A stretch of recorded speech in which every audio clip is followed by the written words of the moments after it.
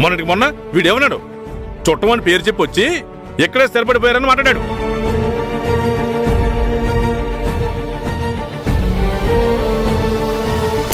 వాడేదో చిన్నపిల్లాడు, ఏదో తెలిసి తెలియక మాట్లాడితే వాడి మాటలు కూడా పట్టించుకుంటావా అల్లుడు? వాడు అలా అన్నాడని తప్పు పట్టలేదు అత్తయ్య. వీడేమాత్రం సిగ్గు శరం లేకుండా ఇలాగే బతికేద్దామనుకున్నాడు చూడు, వీడి తప్పు. ఇలాంటి పౌరుషం లేని చవటం కన్నా చూడు, నాది తప్పు. ఆపన్నయ్య. బాలు, నువ్వు ఉద్యోగంలో చేరడానికి వెళ్ళు. అది అవునరా, అది నీకు అందరికీ మంచిది. అది అలా చెప్పండి. లేదు మావయ్య, నేను ఉద్యోగం చేయాలనుకోవట్లేదు. బాలు, అంటే వీళ్ళ మాట కూడా వినవా నువ్వు? ఈ విషయంలో ఎవరు చెప్పినా నేను మాట వినను. వినో? ఎందుకంటావు? మాయ, మహామాయ, తెడ్డు మాయ. వినో నానా, చేసిన గొడవ ఇంక చాలు. నీ మాట వినట్లేదని ఎగతాళి చేస్తున్నావు. కారణం వీళ్ళని చెప్పి అందరి మీద నిందలేస్తున్నావు. కన్న తండ్రిగా ఇప్పటి వరకు ఏం చేసావు నాన్న నువ్వు నా కోసం? ఒరే బాలు, మావయ్య ప్లీజ్ మీరు ఉండండి. నా సంగతి పక్కన పెట్టు. నిన్ను కట్టుకున్న నీ భార్య, నా కన్న తల్లికి నువ్వేం చేశావు?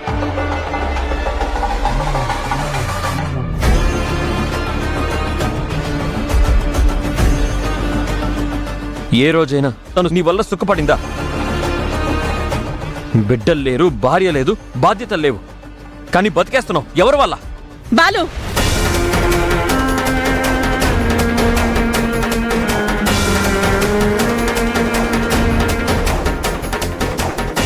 ఏం మాట్లాడుతున్నావు?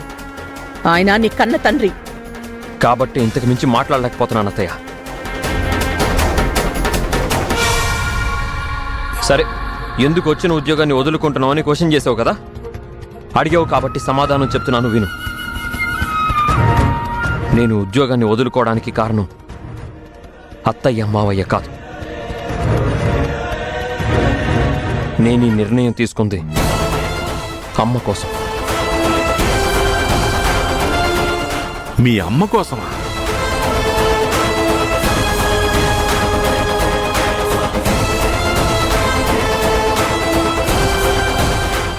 అవును, భర్తగా నీ వల్ల తనకి ఏనాడు సుఖం లేదు. జీవితంలో తను అనుకున్నది ఏది చేయలేకపోయింది. కాబట్టి కొడుకుగా తను అనుకున్నది నేను చెయ్యాలనుకున్నాను. నిజం అత్తయ్య, చిన్నప్పుడు నన్ను కూడా విష్ణుగారితో పక్కన కూర్చోబెట్టుకుని గోరుముద్దలు తినిపించేదాన్ని. తర్వాత నేను వెళ్ళి మా అమ్మ ఒళ్ళో నిద్రపోయేవాడిని. ఏ తల్లైనా బిడ్డ ఒళ్ళో పడుకుంటే జోలపాట పాడుతూ నిద్రపుచ్చుతుంది. కానీ నా తల్లి ఎప్పుడూ ఒకే ఒక మాట చెప్పేదత్తయ్య,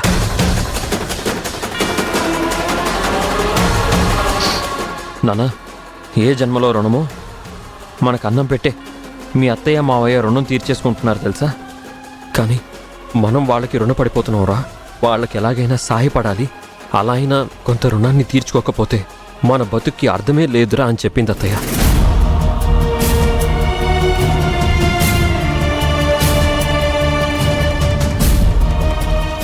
ఆకలన్న వాళ్ళకి అన్నం పెట్టడమే వీళ్ళకి తెలుసు. సాయం అడిగితే ఎంత సాయమైనా చేసేస్తారు వాళ్ళు. అలాంటి వాళ్ళకి మనమేం చేయాలి? ఎలా అయినా చేయాలి, కానీ ఎలా చెయ్యాలి?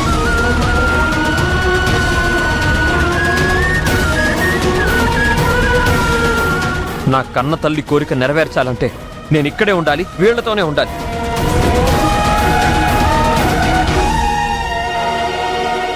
అప్పుడే మన వల్ల చేతనైన సాయం వాళ్ళకి దక్కింది అని మా అమ్మకి తృప్తి మిగులుతుంది.